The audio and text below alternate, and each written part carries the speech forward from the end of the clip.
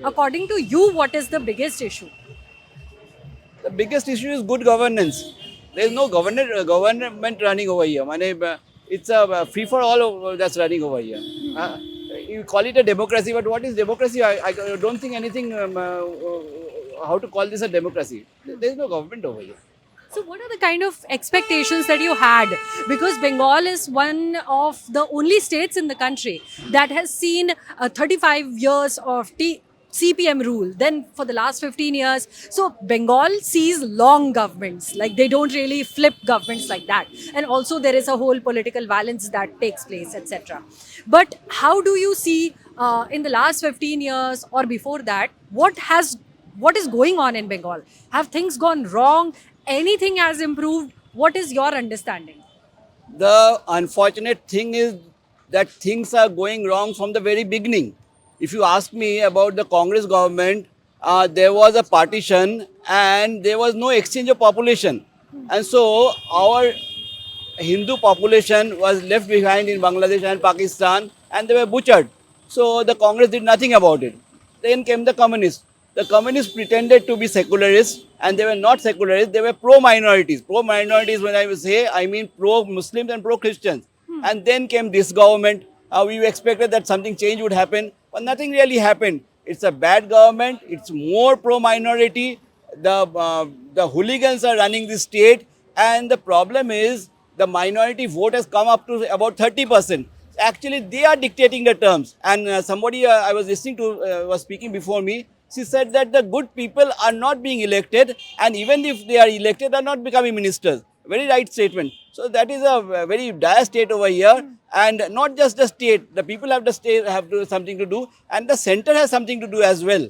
So, here, how do you see, like you highlighted, that pro minorities? So, do you feel that there is Mamta government has resorted to appeasement politics where, say, the native population or the Hindu population, also the Muslim population, which is native to West Bengal, not the illegal immigrants. I'm not talking about those.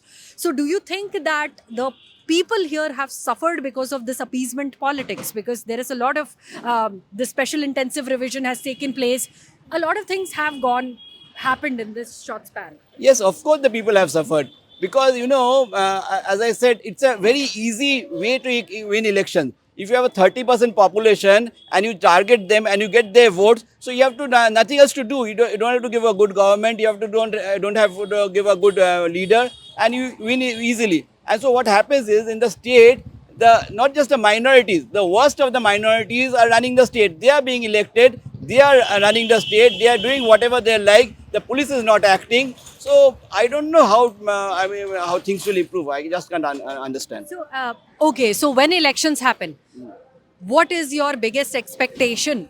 Whatever the result may be, we don't know as yet. We don't even know the candidates. But what do you feel should happen in Bengal in the next, like, say, the center has been saying, next 25 years are very important for India as a country. And all the states are making their contribution to that journey, economic growth. What do you feel should be the roadmap for Bengal, if I ask you? Okay.